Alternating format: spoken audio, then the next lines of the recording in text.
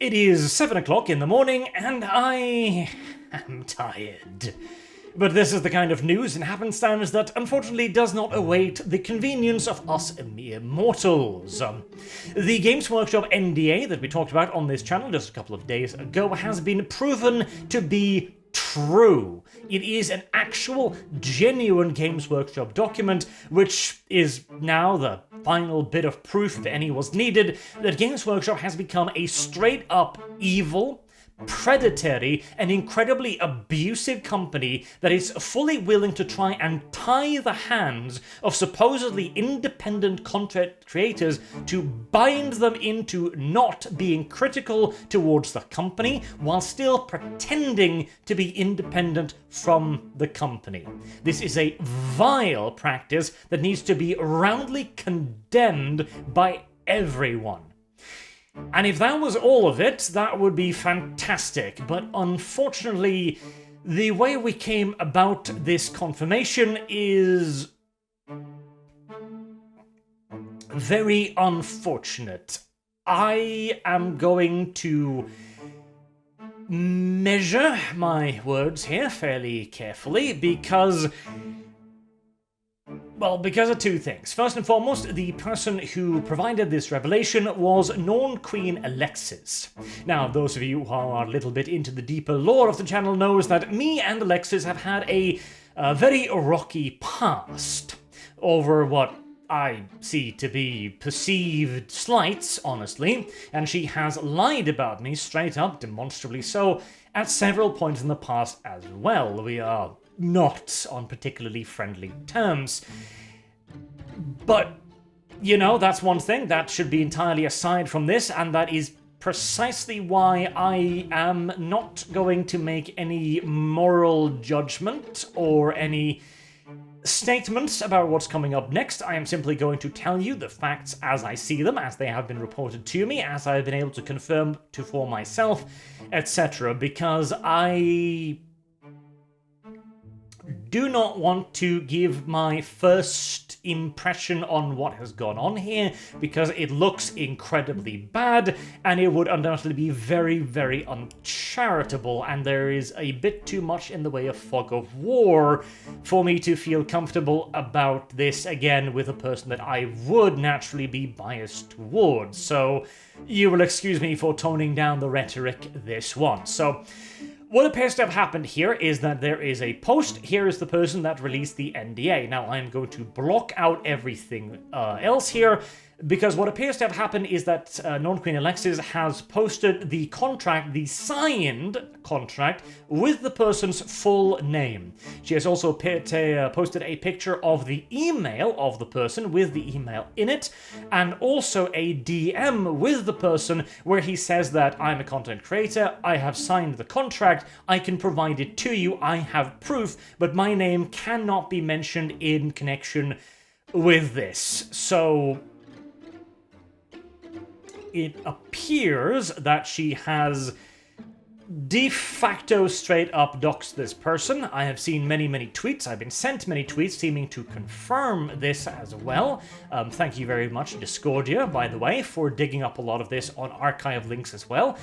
It seems to be what has happened as far as I'm able to tell right now, and she seems to have also done this expressly against the guy's wishes, as he seems to be trying to be a whistleblower with this to reveal that yes, this is actually true, I can prove it, and here is the actual receipts for it.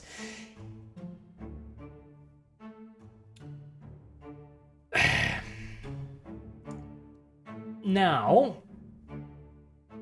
let me put it like this. This person is a content creator, albeit a small one, associated with another thing as well, and they apparently have been providing some reviews and impressions of Games Workshop products.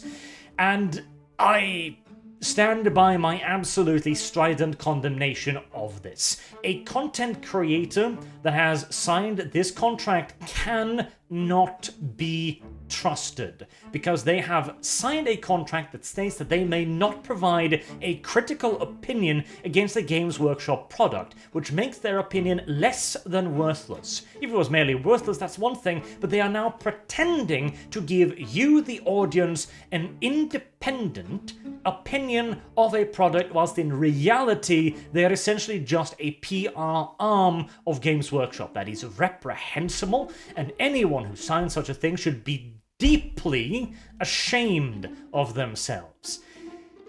However, there is a line you should not cross, particularly with someone who appears to be acting as a whistleblower to try and reveal this. And that is as far as I'm going to go on that particular topic. Let's instead move on to talking a little bit more about the NDA itself and what should happen next.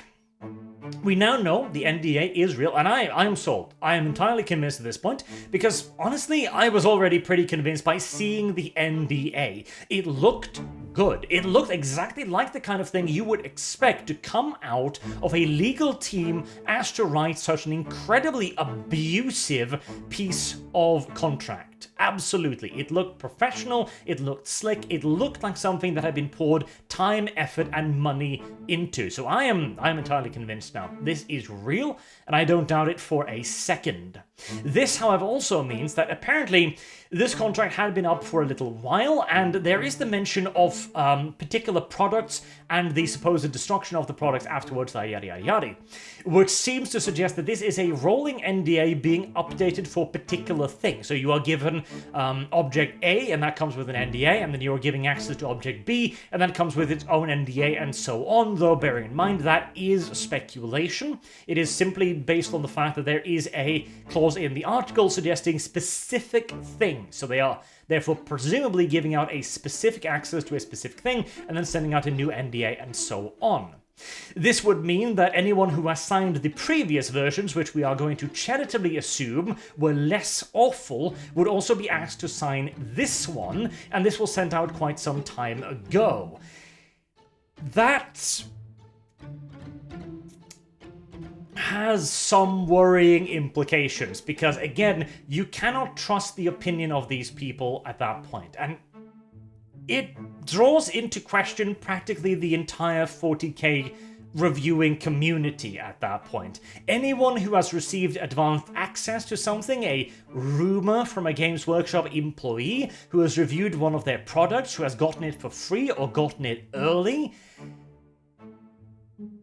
it brings into question whether or not they have been made to sign something like this, and whether or not, therefore, their opinion of actually genuinely their opinion, or if they have been bound by these legal handcuffs to have this opinion. Bearing in mind as well that the contract is supposed to last for 3 years after signing it, though again that is the latest iteration, so it is difficult to speculate, but man, I hate it. I really hate it. Because I still have a somewhat romantic view about YouTube, right? Whenever I do something like a sponsorship, it is obviously a sponsorship. It is essentially a commercial, by and large. And even then, I only take sponsorships for things I actually do play. Yes, by the way, I do play Raid. It is surprisingly addictive. But as a content creator, you have a responsibility to your audience that when you are making something like a review, I would never review Raid, for example. I would never, because I have an obvious conflict of interest there. I make commercials for Raid, stuff like that. But when you are then going like, I'm a 40k channel, I review 40k, and you might have been instructed to not say anything negative about 40k, that is bad. That means you are...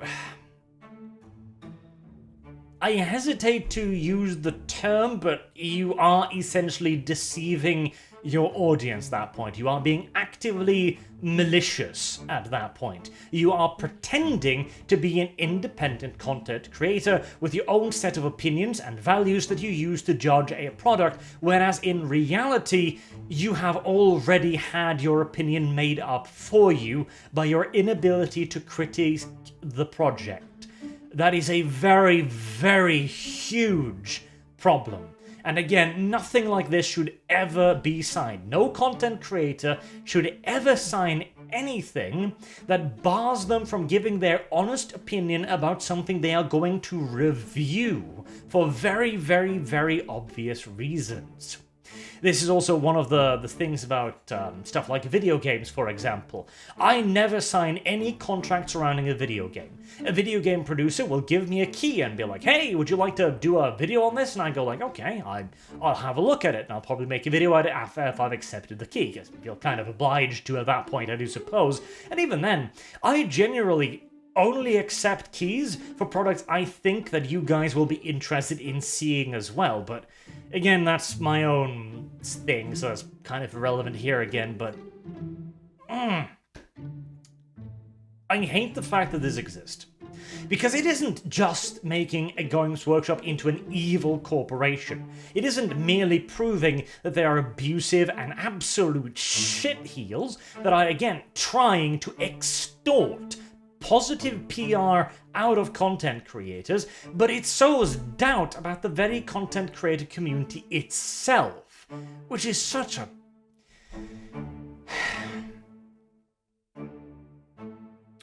Right, I'm just gonna leave it at that, honestly.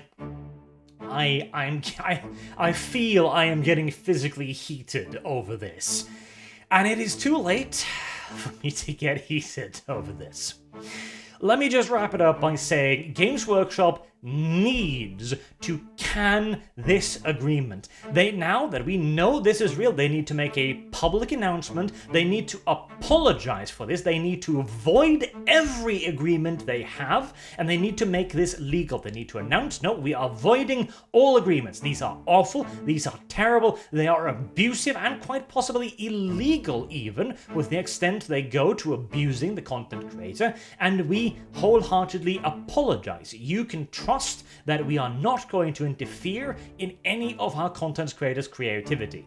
Ideally, they would simply set up a request mailing list where anyone who meets a certain criteria of viewership could request access to review products, so that everyone would know at all times that you have access to everyone. If you don't like one person's opinion, great, go to another channel, double check it, triple check it, make sure you are getting a good review and a good impression of what you are actually being given. That is what Games Workshop should be doing right now. At the very least, again, this needs an apology. This absolutely needs an apology, because they have been caught red-handed engaging in absolutely atrocious behavior for a corporation. They should be ashamed of themselves. And I'll leave it at that. Until next time, I have been Arch. Thank you all very much for watching. And I'm so tempted to try and organize a little more emails, but contact them, yell at them on Twitter, whatever you can. If you know a way to get in contact with Games Workshop, or even better, if you are a shareholder, and if they have not disclosed this to you, by the way, if you are a shareholder and they haven't disclosed that this is a deal they are sending out, that is illegal, because this can absolutely ruin Games Workshop reputation, and as a shareholder, you are entitled to know when they're doing something this goddamn stupid. Send them an email on the email address you have been given and demand to be told whether or not this is real, whether or not they are going to continue doing this, and figure out, because if they haven't informed you of this, that is, again, bearing in mind, I am making an assumption here. I don't know enough about UK law, but I very well know that if you don't inform shareholders, both here in Norway and in the US, of stuff that can damage the country's, God, I'm sleepy, the company's reputation, that is illegal. So yeah, if you got any way to reach them, Twitter, emails, customer support, hammer them. This is abominable. And finally, have a good day.